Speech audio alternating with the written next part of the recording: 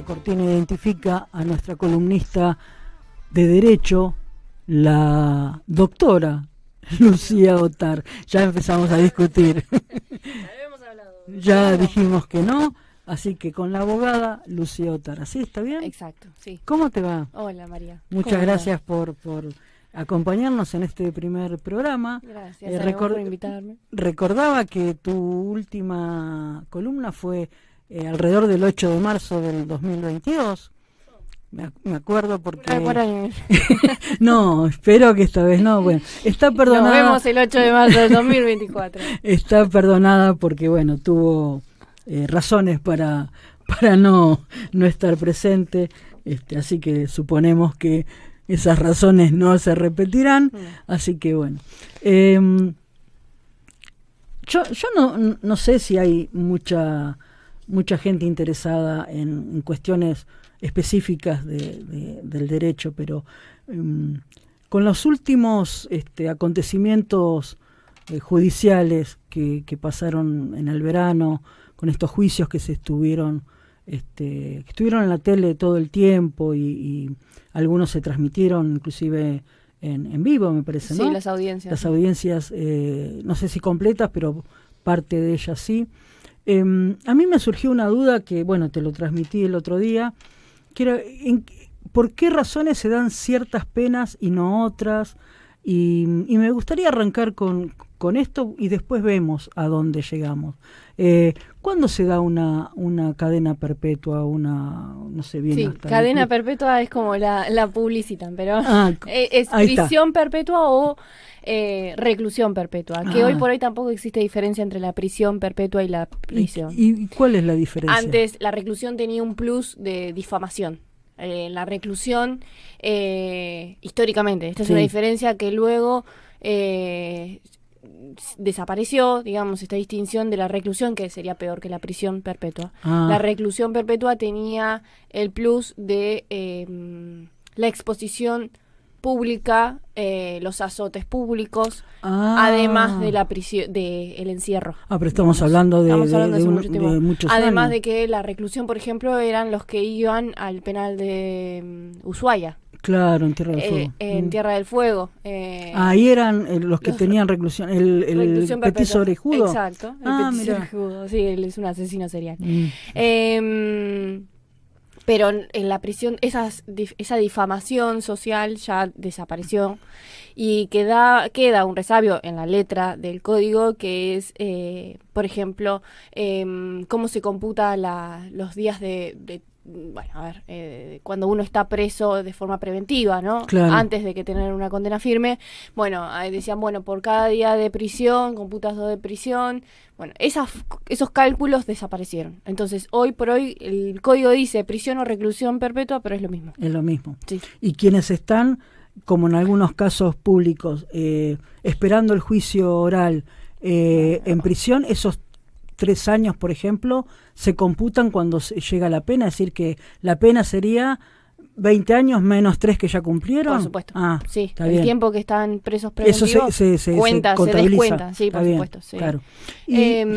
La cadena perpetua es un formalismo que queda de cuando los presos iban de por vida, pero además se les ataban los pies con las 2 cadenas. Claro. y hacían trabajo el trabajo forzoso, como lo hacían también en Ushuaia, ahí en el bosque, creo que cortaban leña, o sea, semidesnudos y con nieve. O como vemos algunas veces en las películas norteamericanas que aparecen al costado de la ruta limpiando. Sí, o la vieja idea de que están picando piedra. Claro, claro. Desde ese momento se remonta la frase de cadena perpetua. Pero, ¿cómo se estipula la pena?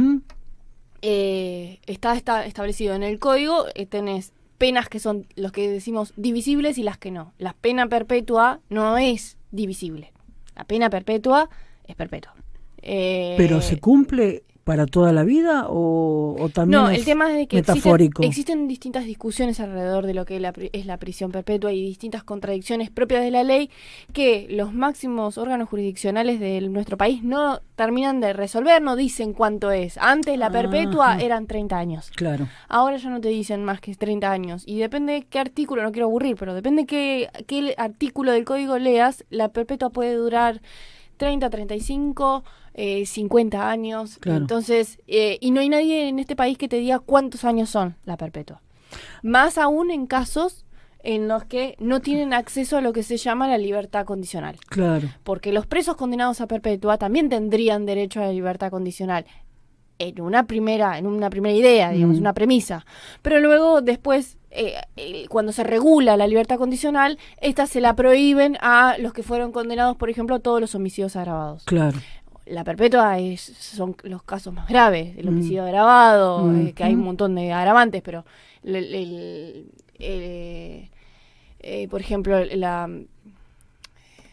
la violación seguida de muerte, son todos, los casos más graves son perpetuos. Después, para el resto de los delitos, tienes una escala penal y el juez tiene que decir cuánto es lo que le pone para el caso dentro de esa escala. Hubo dando vuelta este verano un concepto legal que no lo recuerdo exactamente cuál era, pero daban como ejemplo el caso de Robledo Puch, que mató, no sé, como 8, 10 personas, no sé, y hace 50 años que está preso, y nunca le dan esta libertad condicional. Eso es porque fue una pena agravada en su momento y por eso se le dieron tantos años.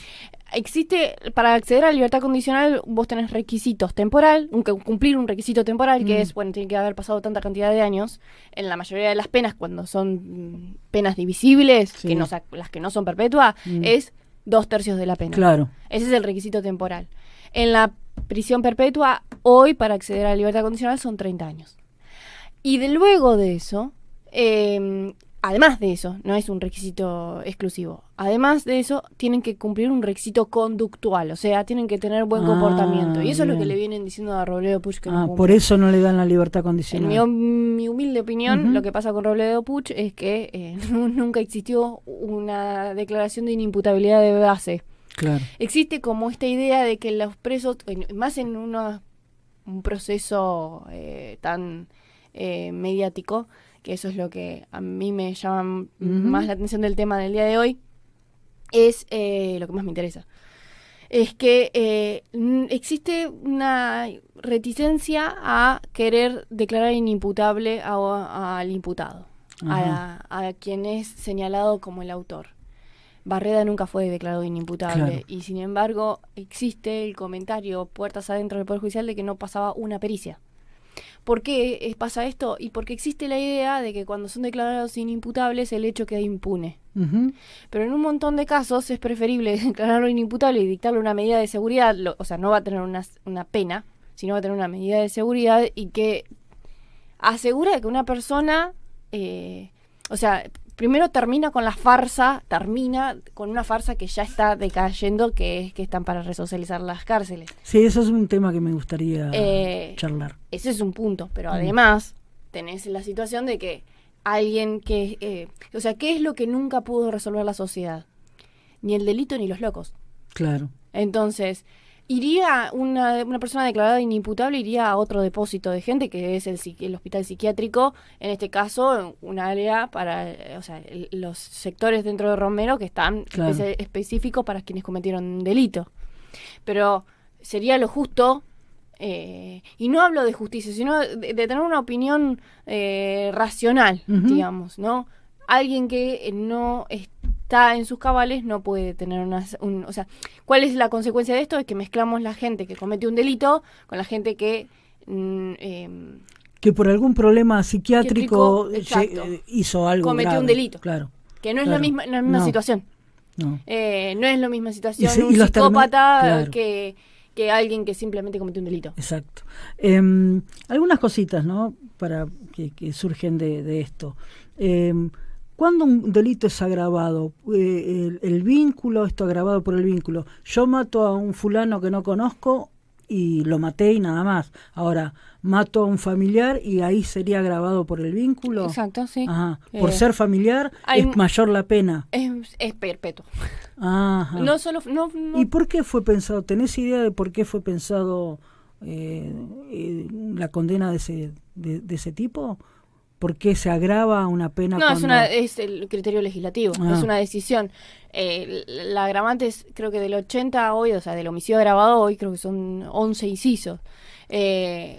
Por ejemplo, en este caso del asesinato de Fernando Báez Sosa, si mal no recuerdo, están condenados por alevosía y por el concurso premeditado de 2 o más personas. Sí. Estas son 2 agravantes, inciso 2 y inciso 6, creo.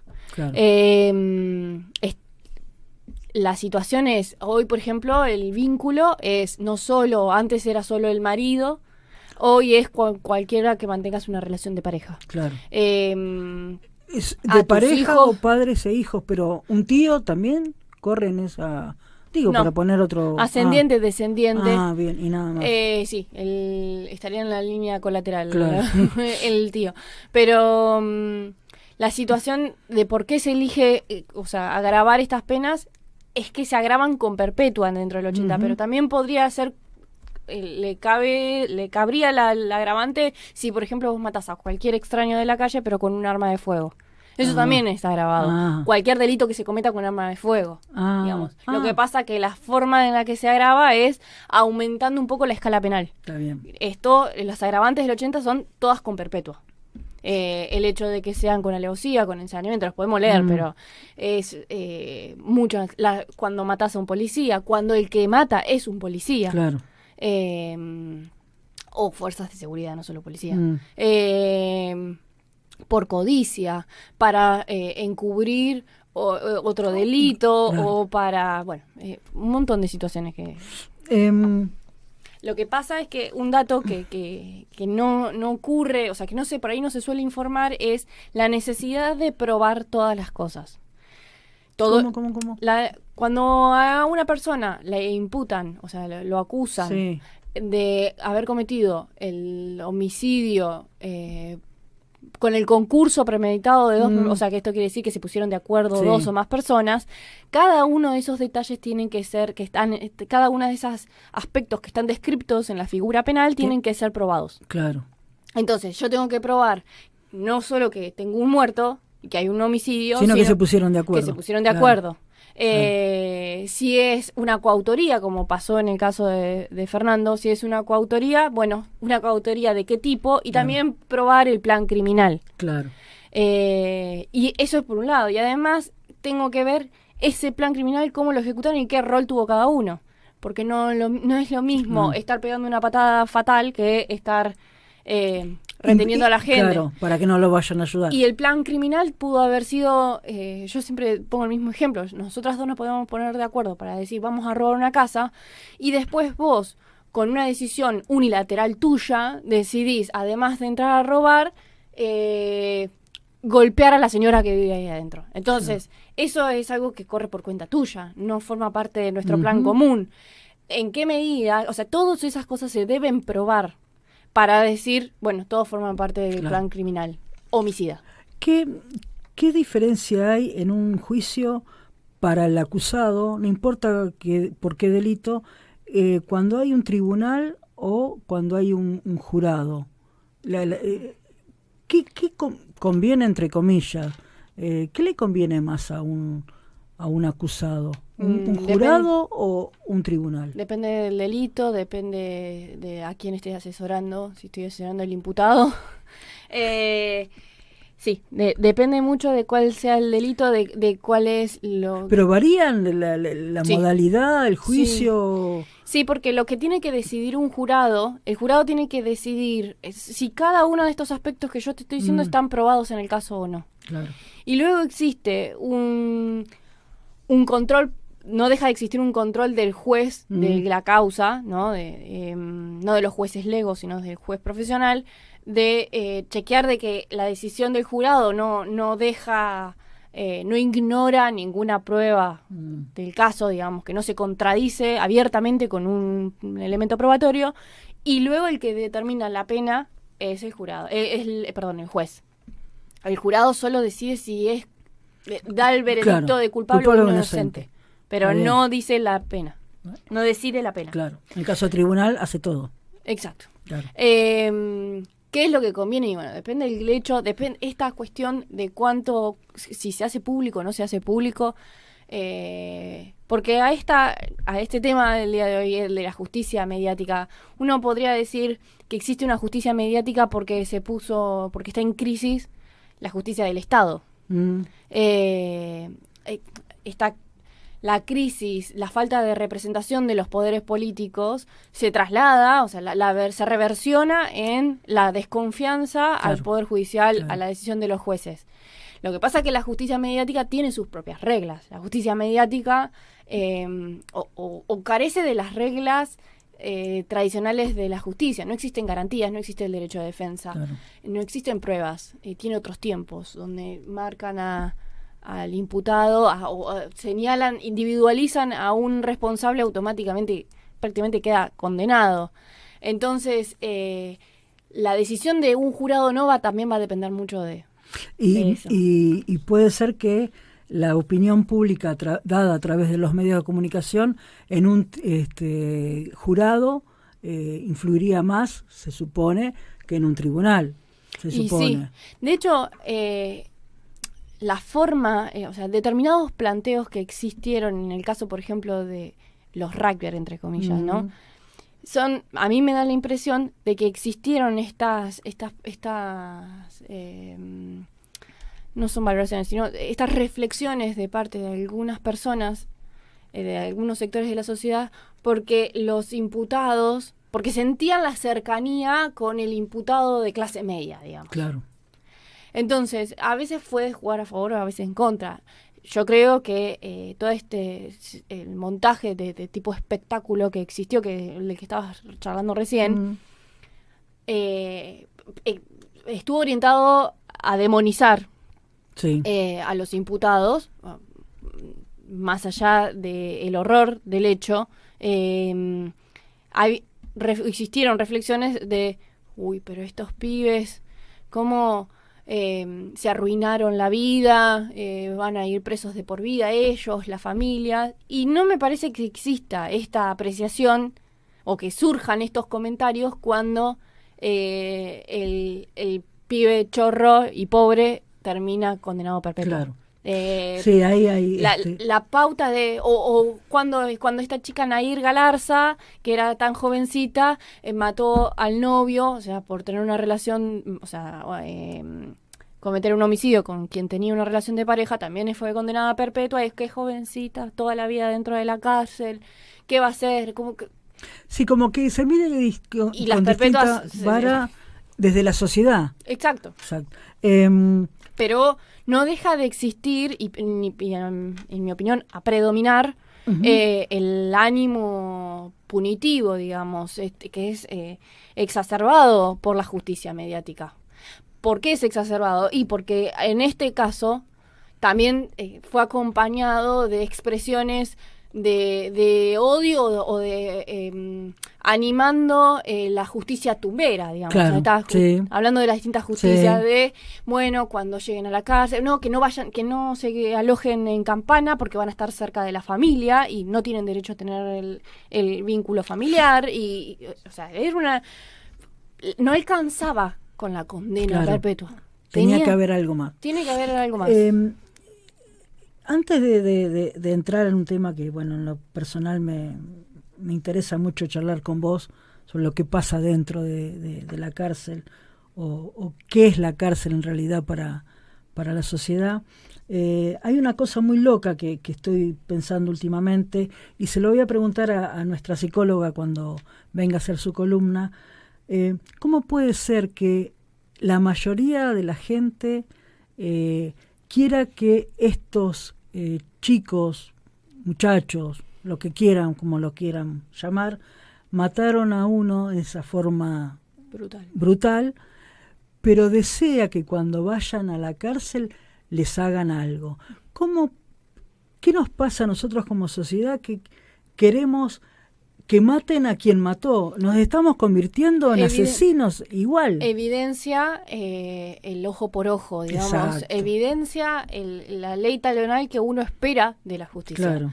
Quieren pena de muerte. De hecho, sí, y en más de un caso creo que la justicia, la pena de muerte para quienes vivimos la justicia penal de cerca, digamos, consideramos que en algún aspecto la pena de muerte es más piadosa sí, que sí. el encierro en una cárcel.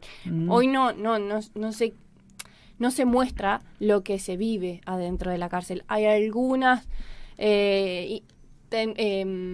propuestas televisivas como, no sé, El Marginal, que trata de mostrar cómo es la vida dentro de la cárcel, pero nada nos figura a nosotros cómo es estar encerrados. Por ahí un botón de muestra fue la pandemia y el aislamiento, pero, claro, sí. pero no es lo mismo, no es lo mismo. Y me parece a mí que estas expresiones no solo muestran, o sea, la crisis cuando se desconfía o se pierde la confianza en las decisiones de los jueces. Hay que ver cuánto es críticas que de las cuales son responsables la actuación de los jueces, porque como uno de los 3 poderes del Estado también tiene corrupción, Claro. y cuánto es una crisis estructural, digamos. Hay cuestiones que se le exigen, soluciones que se le exigen al sistema penal que no te las puede dar. Entonces, ¿por qué no se las puede dar? Y porque lo que se está pidiendo es, cuando la justicia del Estado no resuelve el conflicto, termina sucediendo esto de exacerbar más el ánimo punitivo. Claro.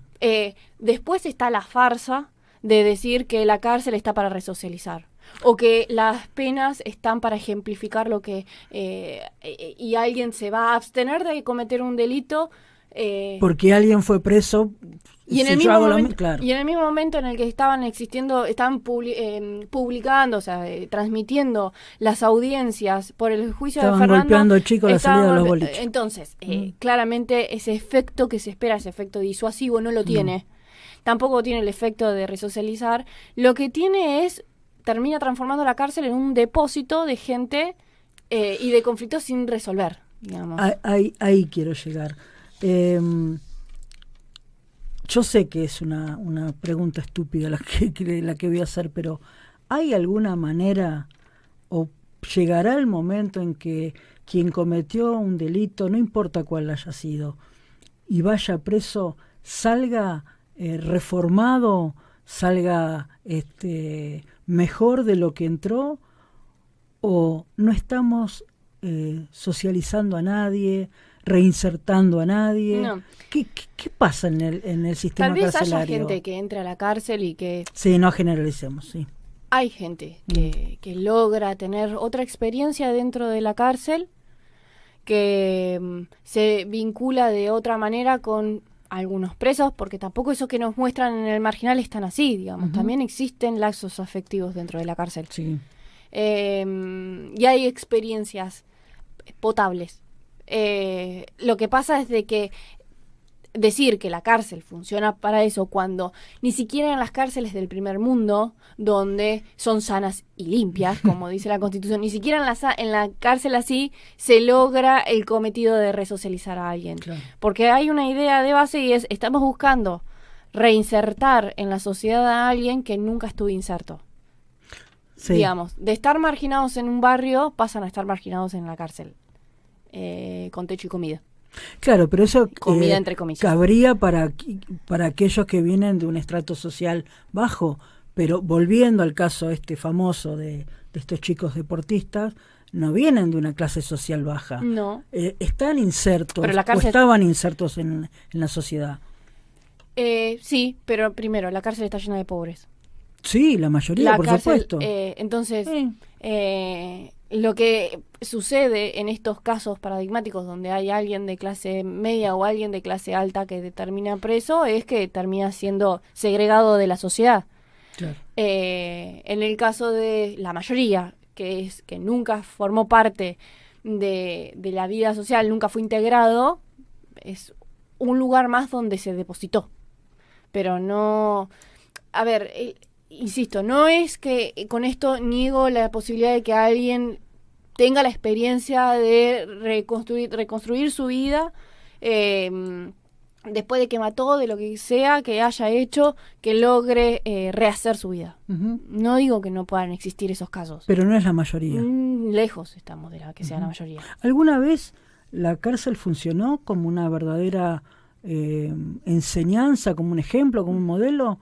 No que lo hayas vivido vos, pero... No, hay experiencias, pero no. La cárcel es el depósito. Existen distintos análisis de cuál es la función que tuvo la cárcel en determinados momentos, no solo de la cárcel, sino de la criminalidad y de cómo es todo el sistema punitivo en sí.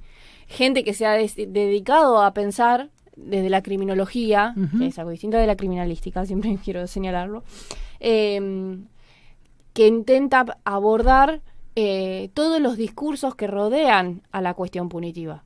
Entre ellos está la idea de que es servil al capitalismo, que el capitalismo tiene, el sistema capitalista que rige hoy en nuestra sociedad, tiene un sobrante de gente que no se adapta al sistema productivo y donde lo alojan en el depósito de gente.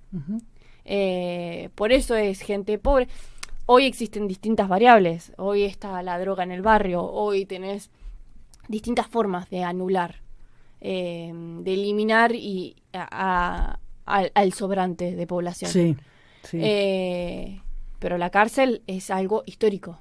La cárcel, cuando nace en la época moderna, en la modernidad, nace con esta función. La policía se crea con esta función de limpiar las calles.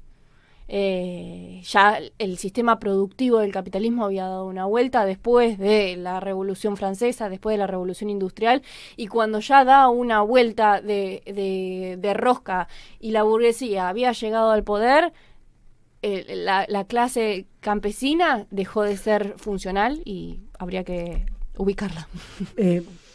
Yo te escucho y es un pensamiento o una verdad muy pesimista. Está bien, es la realidad, pero esto me lleva a pensar que nunca se va a poder revertir esta situación. Quien haya cometido un delito va a terminar en un lugar, en un depósito, como lo llamás vos, y va a salir dentro de 5, 10, 15 o 30 años peor de lo que entró. No existe para mí digamos, supongamos que a alguien, que a vos te cometen un delito y te hieren en algún aspecto grave. ¿Con qué frecuencia la víctima de ese delito podría perdonar? Podría realmente perdonar, digamos. Perdonar a las personas que la hirieron, que le quitaron el ser querido. ¿Con qué frecuencia eso podría pasar? Eso no traería al muerto a este mundo, digamos. No traería esa solución. Pero en algún sentido se habría sanado algo. Hoy se busca, en la idea de que se queden, que vayan presos, el revanchismo, digamos. Ni siquiera nos estamos quedando cortos con esto de que vayan presos, porque a la luz salió de que los violen, que no vean nunca más a la familia, entonces estamos siendo benevolentes. Es venganza, no es justicia. Exacto, es esa revancha por el delito que cometieron. Vos evalúa con qué frecuencia uno podría perdonar o encontrarse con en el caso en el que alguien perdone realmente a las personas que mataron a tu hijo. Y con esa frecuencia vas a poder ver, porque es una muestra de piedad. Sí.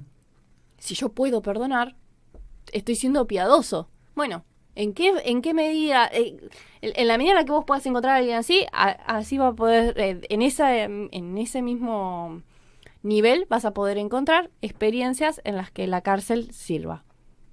No porque la cárcel vaya a estar gestionada por gente piadosa, no.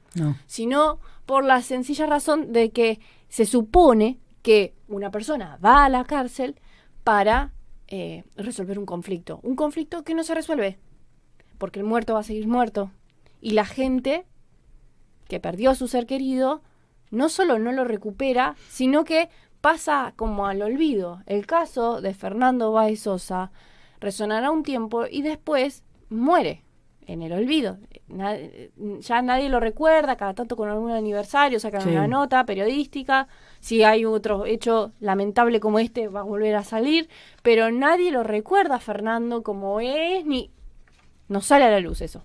Entonces eso es lo que genera que se transforma, y lo que termina pasando es el paso del tiempo encapsula el drama que esto generó. En definitiva, si no cambiamos como sociedad, no va a cambiar nada. Hasta no ocurra esto, seguirán siendo las cárceles y los hospitales psiquiátricos depósitos de personas. Del sobrante, como dijiste hace un rato. Nunca había escuchado ese concepto de sobrante. Interesante como para sí, hoy retomarlo. Por hoy, si vos ofreces la droga y no cualquier droga, digamos, el Paco que los aniquile en poco tiempo, eso es mucho más efectivo. Sí. Más rápido. Te diría que era cuentagotas, pero no, termina siendo más rápido que atiborrar las cárceles de perpetuas. Lucía Otar, fue un gusto. Ojalá que no tengamos que esperar un año más. Ojalá que no. Así que muchas gracias por darnos un panorama un poquito más claro de lo que hemos estado viendo por la tele o escuchando en la radio los últimos meses. Muchas gracias por la invitación, María. Lucía.